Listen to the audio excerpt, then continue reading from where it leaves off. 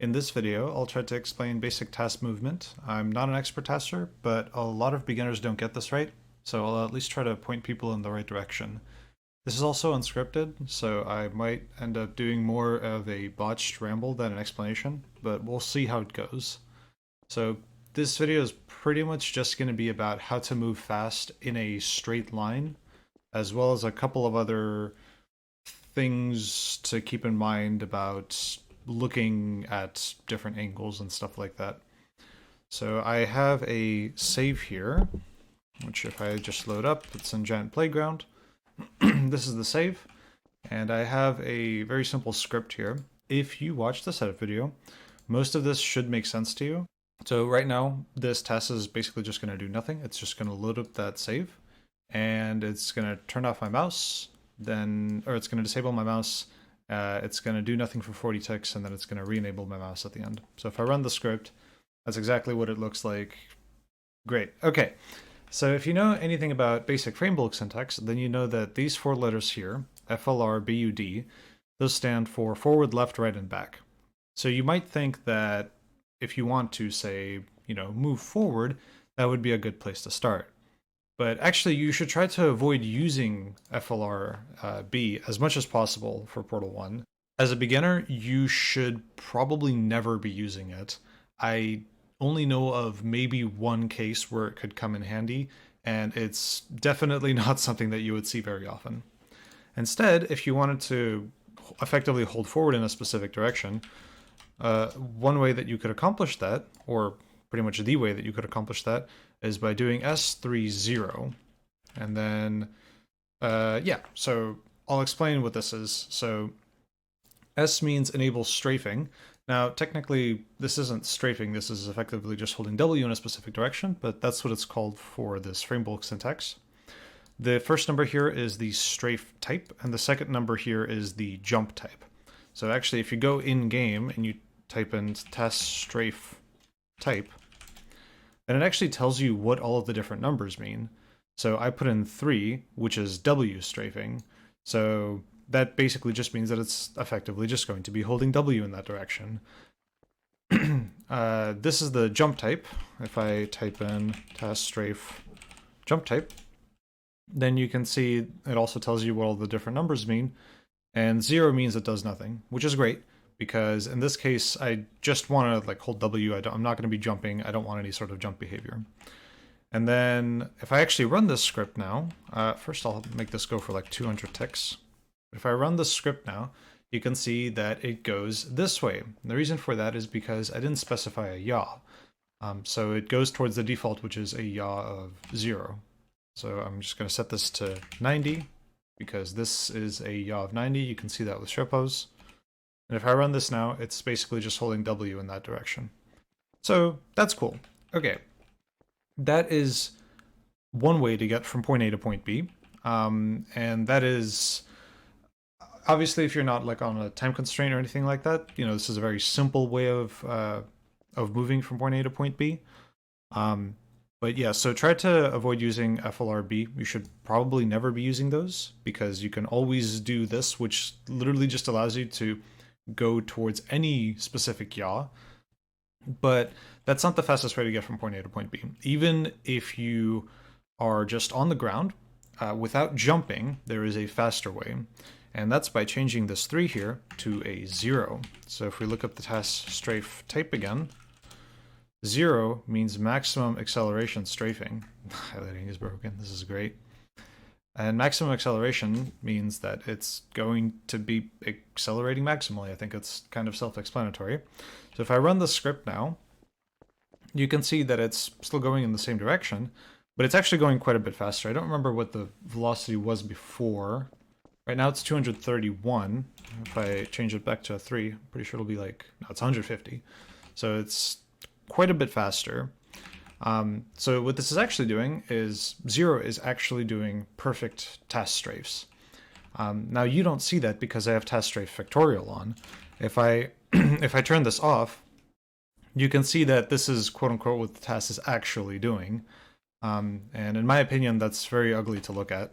So I always keep tasks vectorial strafing on, so that way it looks clean and you don't actually see each individual strafe. But we can do better. We can do better with jumping. So first I'll explain basic movement for glitchless hops. So if you're doing glitchless, the way that you improve this is you set this to 3, then you add an extra L at the end. So it's S03L. And if we look up what that means, so it's a task strafe type of 0, which means maximum acceleration strafing. But if we look up what the jump type means, 3 means looks in the direction that results in the greatest speed loss for glitchless tests on games with ABH, which is exactly what Portal 1 is. So basically, whenever you do ABHs, for example, like just a regular ABH, you need to look opposite in the direction that you're going in order to gain the most speed every single time you do a jump.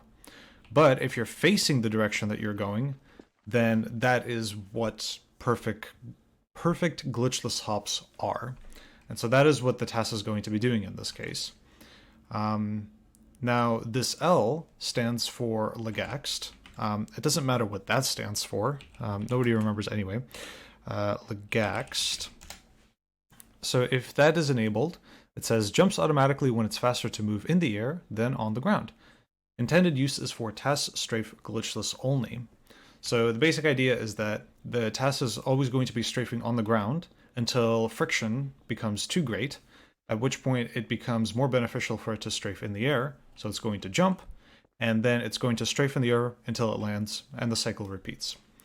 And L, this L here, means that it determines automatically when it should be jumping. And it's going to do that, whenever it's optimal. So this right here is optimal glitchless movement. And that's, for glitchless movement, that's pretty much it. You can override when you jump by, doing like auto jump or sending like manual jump inputs. But if you want it to get quickly from point A to point B, just by pure movement, this is how you do it with glitchless. Now, if you're doing inbounds or like out of bounds or something like that, then it's a bit more of a manual process. It's not quite as easy as this. So in that case, the optimal movement is SO1, and then you add a -J, and then you're also going to be ducking. So basically this means strafing, maximum acceleration. The 1, it means it looks in the direction, here I'll type it in here. Jump type, it looks in the direction opposite to the desired direction for games with ABH. So this is exactly what I described for ABH before. Every time you jump, it's going to be looking opposite of the desired direction, so that way it gains the most speed every single jump. And because I have AFH on, it's actually going to be looking in the same direction as my velocity, but whatever, I think you get the idea. And then this just means auto jump, so it's just going to be spamming jump inputs, and this means ducked. So we want to be ducked because you gain more speed on every single ABH if you're ducked. Now, if I run this, it starts slow, but eventually it goes really, really fast. And this is actually not the best way to start movement. And the reason for that is if you know about circle strafing, then you might know that, well, what a circle strafe is you basically start strafing when you're still on the air, and by the time you're fully crouched, that is when you start doing glitchless hops, or not glitchless hops, my bad, ABH hops. So you start strafing on the ground, as soon as you're fully crouched, then you start doing ABH hops. And that actually turns out to be the optimal movement for Portal 1. So I'll show how to do that. So the way that you do that is by removing the auto jump. And this doesn't need to be 0. I'm just setting it to 0 for clarification. And you start ducking and strafing for 27 ticks. That is the magic number. And as soon as you're fully crouched, which happens after exactly 27 ticks, then you actually begin jumping and doing ABH. And so this is what that looks like. So you can see the start. It starts strafing when it's on the ground, and as soon as it's fully ducked, then it starts doing ABH. So that is the optimal movement for a TAS. But that's actually not always the case. That is the optimal movement when you have flat ground and nothing in your way from point A to point B. But it turns out that if there's some sort of an obstacle in your way, say like for example elevator doors, which open after a certain period of time, and you only have the elevator to actually accelerate before you can escape and keep doing movement after that. It turns out that pre-strafing for 27 ticks is actually not the optimal way to move usually. For exiting elevators, the optimal number of ticks to pre-strafe for is actually really hard to figure out unless you go through every combination, but a good number that seems to work for most cases is 18 ticks. But you don't just set this to 18, because otherwise you're going to start jumping before you're fully crouched, which means you're not going to get the speed benefit of being crouched for the ABH. But instead, what you do is that you start crouching for 9 ticks beforehand, and then after that, you start strafing and continuing to crouch. Once these two numbers add up to 27, then you begin doing jumps with ABH. So for movements in like giant playground where there's no obstacles, this is not the optimal method of ABHing or it's not the optimal method of movement because you're not strafing for these first few ticks. But it turns out that in the limited space of an elevator, it's actually sometimes better in order to strafe less. And then one other thing is that when you start strafing in the elevator, you always want to start strafing at the back, right? Because you really want to make use of the small amount of precious space that you have. So whenever you start a map or like an IL or whatever, you always want to make sure that you're at the very, very back. So that way you can use all of this space to strafe and you can exit the elevator on the first possible tick. I'm going to explain one small thing about looking in specific directions. So I'll go back to the simple case of just holding W in a specific direction. So I'll do this for 300 ticks. So this is just me holding W in a specific direction. Now the cool thing about TASs is that the way that this is set up is that you can strafe in one direction, but you can look in a completely different direction, and that will result in no speed loss whatsoever, as long as you do it correctly. So for example, let's say I want to strafe towards a yaw of 90, but I want to look towards a yaw of 50. The way that you do that is, this is all the same, but you specify YSPT set yaw 50. And basically what this does, this basically sets a target for the yacht for the test to look at, but this tells it where to strafe towards, right? So you can see that I'm still going towards a yaw of 90, but I'm looking at a yaw of 50. And this is actually extremely useful in a lot of places. But if you see what happened at the very, very beginning, thank you, very cool. I started looking straight forward, and then it immediately snapped to the right. Now, it's not a huge deal if this, happens like once or twice, but it's really annoying if your entire task consists of just snaps from one angle to the next. So if you have 5 portal shots or whatever, and all you're doing is bah, bah, bah, bah, bah, that's not a very interesting task to look at, and it's usually not that hard to smoothly transition from one set of angles to the next. Especially if you're showing your task to other human beings, try to avoid snapping your view like that. Try to avoid snapping your view instantly from one angle to the other. The way that you do this is by specifying a angle set speed. So if I do YSPT angle set speed, these are commands that you can find in here, by the way, if you forget what they're called or whatever. You can search them in here, and you can actually see the current default value is 360. So what that means is that it's going to be, the task is able to move its view up to 360 degrees per tick in order to reach the specified yaw and pitch. And 360 degrees is, well, it's everything. It means that it can instantly snap from any angle to any other angle. But if I set this to something like 1, now when I load up the task, you can see that it slowly transitions from the yaw that it was at to the target yaw. This one right here. And then you can set this to be even lower, 0.1, and then it'll do it even slower. This is 0.1 degrees per tick for it to reach your target yaw. Normally anything below like 5 is pretty good. Anything below 10 is usually watchable. But typically you want to try to have this as low as possible. So yeah. And then if you wanted to do not just aim at a specific yaw, but also a specific pitch, you could specify that in the frame bulk. I try to avoid that because I typically think of the frame bulk as having all the information for the task to strafe with, but the set angles and the set yaw, set pitch commands, I typically think of those as being the commands to use for the task to look at someplace.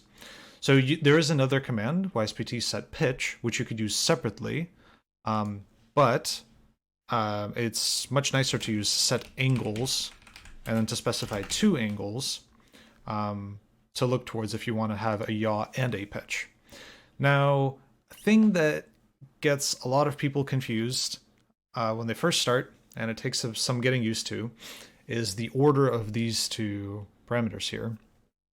And it is the opposite of these.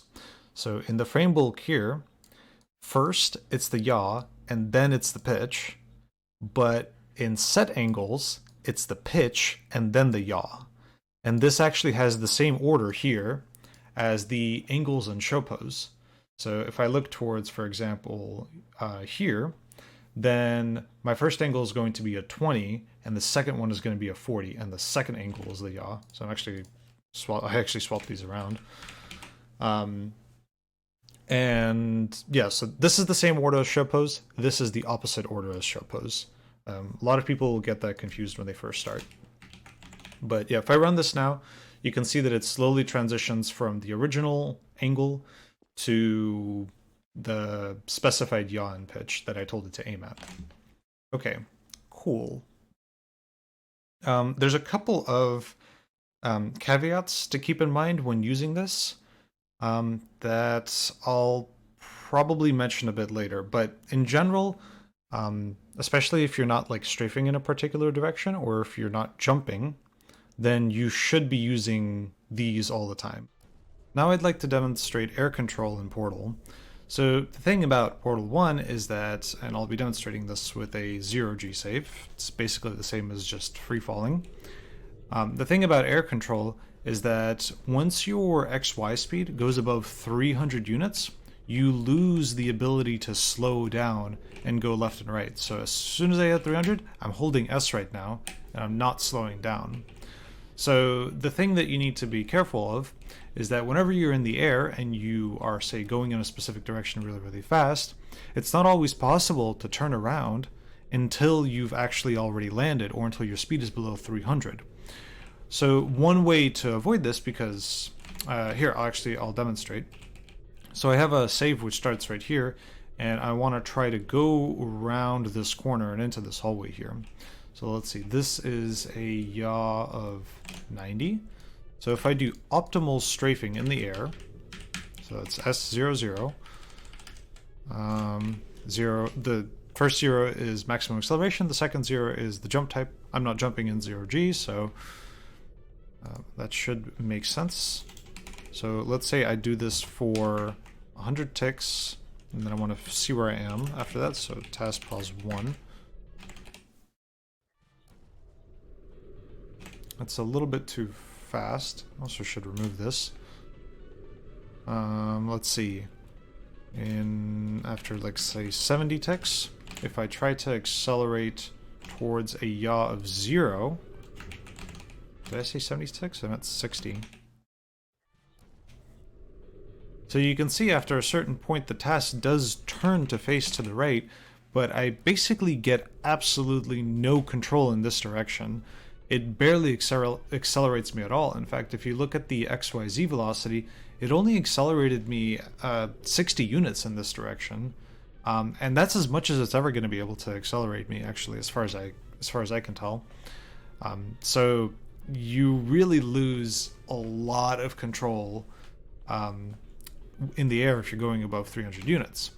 One way to avoid this is by using air strafing with a speed cap. So if we look at the task strafe types, option 2 is max cell strafing with a speed cap. Basically what that means is that for Portal 1, it's going to be strafing, but it's going to keep your speed no more than 300, or it's going to keep it just below 300, which means that as long as your speed starts below 300, you're always going to have full air control. So if I run the script now, it doesn't accelerate for that long before it reaches that speed cap, but you can see that you still have full air control. So if you're trying to like maneuver in the air or trying to turn around while you're in the air, a strafe type of 2 is the number that you should be using. And finally, I'll end with a very simple script where I'm just trying to go down this hallway, not in 0G, silly me. And as soon as I reach here, as soon as possible, I'm going to shoot a portal, I think either on this wall or on this wall, and then another portal on this wall. That is the script that I'm going to make right now. So to start with, I'm going to be strafing towards a yaw of 90, and I'm going to do the optimal pre-strafing starts. So I guess 0, and then 90, begin ducking for 27 ticks, and then not 09, silly me, SO0, and SO1, J. And then I'll do that for, say, 100 ticks. Right, okay, so the first thing that I'll point out is that at the very, very beginning, you see how the task snapped. It didn't quite snap, it just moved very quickly from looking in this direction to looking straight ahead. So one thing that you could do is say if your task has a bit of downtime before it needs to start strafing, then in the frame bulks before where you're just doing nothing, you can do, the set angles and then just say, or even set yaw in this case, right? Set yaw 90 and then do the angle set speed and then set it to something like 1. And that means that right before, oh right, I set the play speed down low. That means that before it starts strafing, it's going to look in that direction, and then it will start strafing. And you can adjust this number, of course. Another way, actually, is that the speed that it just moved its view at, if I don't do anything, that speed right there, that is actually also controllable, and it's not the angle set speed, it's actually something else, because this is kind of like a task yaw. It's kind of separate from the YSPT set yaw. It's a little weird. Bear with me. There's a command called task strafe vectorial increment, and it behaves in the same way as angle set speed, but it also controls it. But instead of that, it controls the speed at which the task will turn to strafe towards a particular yaw if you're not using set angles. I think I said that right. So if I turn this down to say 1, what's going to happen is that it's going to turn its view much more slowly. But if you turn this down too much, then the task will do optimal, it will still do optimal hops every single time it jumps. And in order for that to happen, it needs to snap to a particular angle. So you can see that as soon as it's fully crouched and it tries to jump, it's going to snap its view. So that's actually one thing that is also sort of true with set angles. You do not want to be using set angles when the task is jumping, at least not usually. And the reason for that is because, let's say, like what I showed before, was that I was just effectively holding W on the ground while looking in a separate direction. But the reason that that doesn't work with jumping is because every single time the task jumps, the task is going to snap its view, if you're doing like glitchless hops or inbound/outbound hops, in order to face the correct direction for those jumps. So there's a couple of ways to actually take care of this. Let's see. So one of the ways is that you could just not use it. You could just not use set angles while the task is jumping, and instead only use it when it's in the air. So I'll show an example of this. Actually, I'll keep this here. So we know that here I jump on the very first tick. So I'll just, actually, you know what? Here's what I'll do. I'll say strafe for 30 ticks. I'll strafe for 35. I'm trying to find the part right after, like the tick right after where I jump. Okay, so I have just jumped. Now let's say I want to turn to face this arrow, roughly in that direction. So now I know that I have a little bit of air time where I can strafe in the air and the task is not going to snap my view. So what I can do is I can set angles for, I don't know exactly how much time I have. Let's try 15 ticks. SPT set angles. And then I'll turn to face 4 and then 40. I think those are the numbers. Yep. And then I'll turn up the angle set speed. Or turn it down rather. Angle set speed. And I'll turn it up to, let's see, I'm turning my view roughly from 90 to 40 degrees. That's a difference of 50. I'm giving myself about 15 ticks to do that. Roughly 5 or 6. It looks like I'll round up to like 6 degrees per tick. And then after that, I will set my I'll set my view back to facing towards 90. In fact, I'll just use set yaw here, and I'll just set it back to 90.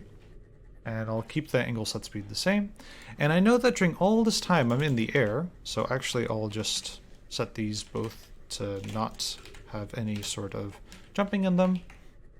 And then after that, I'm going to turn these off, and I'm going to continue to jump towards my desired yaw. So now if I play this, what you can see ends up happening is that right after the test does a jump, it looks in a particular direction. You can do something like shoot a portal, and then it looks back. All the while, it's continuing to strafe towards a yaw of 90, not losing any ticks while going in this direction. So it doesn't matter the fact that it looked off to the side.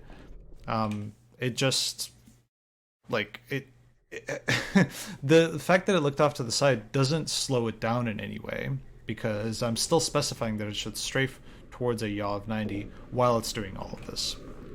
Another thing that you could do is you could just face that direction the entire time, and then just set this to 360. The problem with this is that if I run the script now, you'll see that after it faces that direction and it tries to do a jump, it's not going to do it so well. So right here, this jump here, I'm actually going to keep this. I meant doing that the entire time.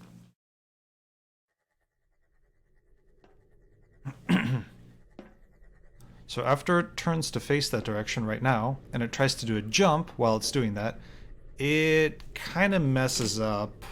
Well, okay, that's because I turned off auto jump. Silly me, Jesus Christ. Alright, here we go. Fourth tries the charm. Here we go. It's going to try to do a jump, and it jumps in the wrong direction because you told it to face this way, but it wants to face that way. Well, one thing that you can do is you can actually tell it that it should override which direction it should face whenever it snaps for a jump. And the way that you do that is with the fantastic command tasks, strafe, jump, allow jump override. And you set that to 1. This is getting quite extensive. And basically what this means is that whenever the task needs to jump, it's going to have, like, you with this command, you basically just gave it permission to override any set angles that you were using. So it's going to snap there for a tick. But since this is set to 360, it'll immediately turn back to that after it does the jump. So it should look, should basically look like you're facing that direction the entire time.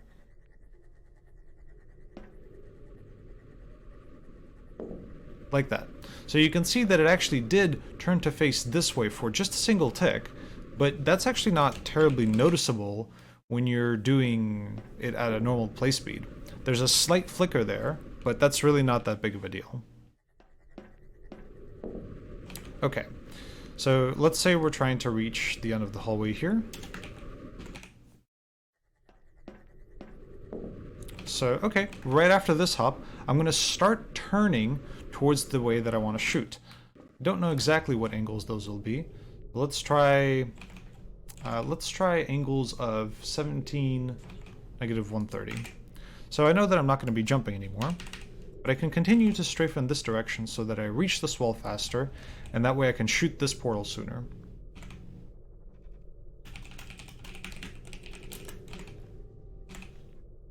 -, 130, and I'll set the angle set speed to something like 4. Oops.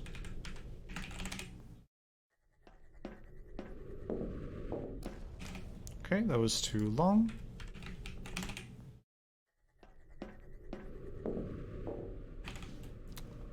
Can do a little bit less than that.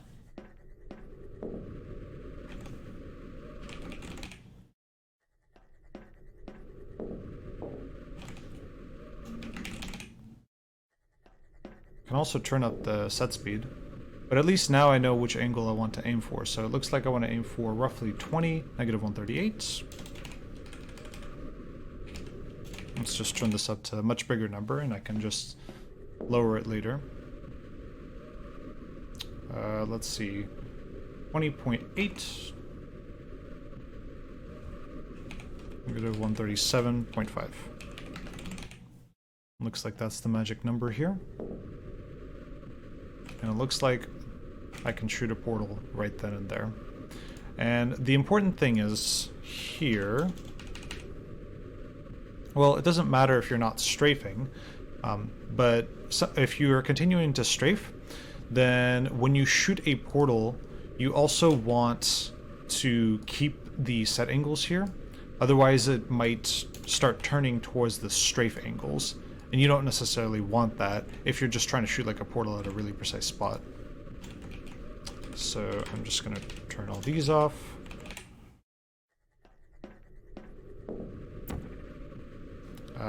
Let's see if that makes it. Okay, that makes it exactly where I said it would. And then afterwards, I have 33 ticks of wait time before I can shoot the next portal. So I'll aim towards these angles here. So that's 0, 90. I can turn a little bit slower, so let's turn this down to like 5. 33 ticks of wait time.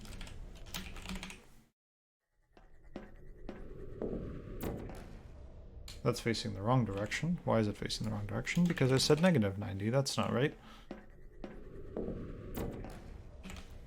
And then right over here, I can just say shoot orange for 1 tick. And then I'm going to turn off task pause 1.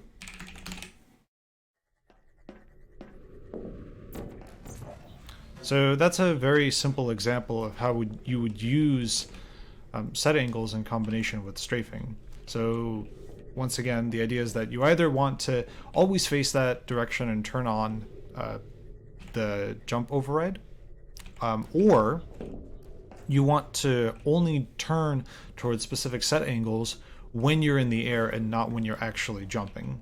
So in this case, after I did my final jump, I started aiming towards that spot over there. And then after I did that, as soon as I shot the portal, then I started slowly aiming towards this spot over here. And in general, you want to try and transition slowly from point to point, because it should pretty much always be possible for you to do so.